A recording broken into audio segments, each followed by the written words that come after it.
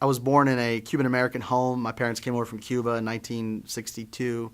And so I grew up in both a very Christian home and a very Hispanic culture as well. But that also gave me an identity crisis. And so when I was 13 years old, I remember having a major identity crisis.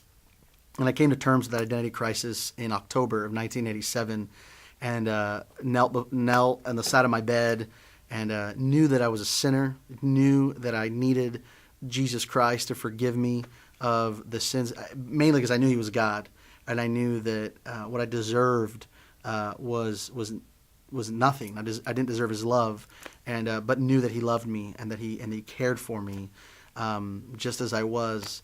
And so I became a Christian in October of 1987. Between the ages of 13 and 17, I tried to find my identity at school between either being a ladies' man or being an athlete or being smart and getting good grades, and I failed at all of those things. My home life was a good home life, but not without its shortcomings.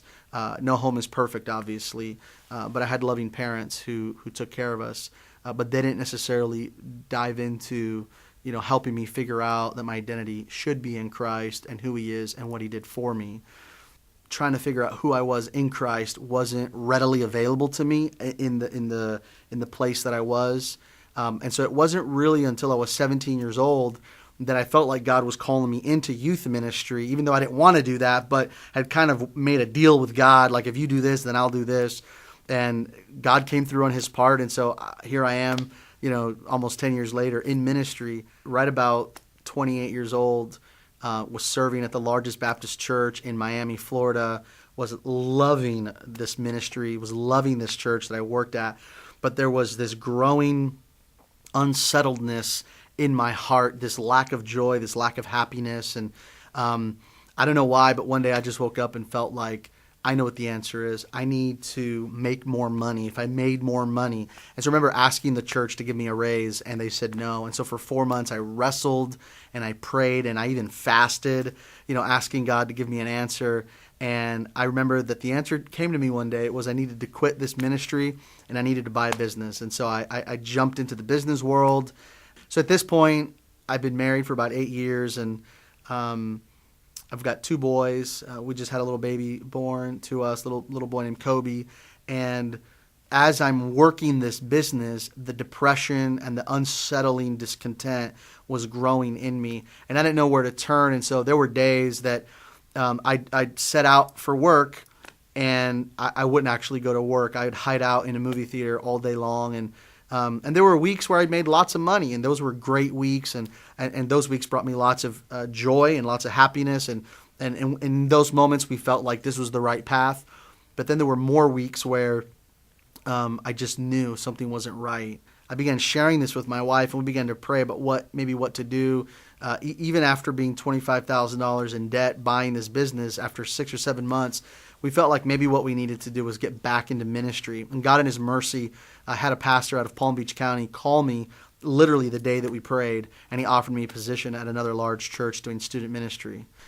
Wasn't the thing that brought me the joy that I was looking for, but it was sort of the spark that led to what needed to happen so that I could ultimately find what I was looking for in Christ.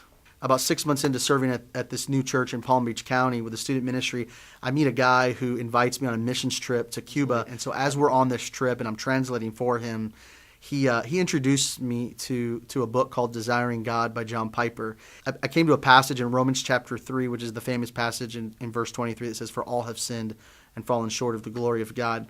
But I began reading the verses before that, and I began meditating on this idea that, like, as a believer, I don't really seek after God, and I began understanding that it's God who seeks after me. And that really was I guess I could say it was a pivotal moment that shook my faith in years. And the joy that I have now in Christ, I feel like I understand the gospel more. Not fully. I don't think I fully understand the gospel, and I think that's my journey, is to unpack the gospel implications for my life more and more each day. But I feel like I understand the gospel more fully today than I did, nearly 10 years ago. So the difference in my life today is that when I was 28, I kept trying to find my identity or my joy in my family or in my ministry or in how much money I made. But now at 36, I know that my identity or my joy is ultimately found in Jesus Christ because of how much he loves me, because of the fact that he died for me in spite of my sin, in spite of who I am or who I'll ever be. That's my story.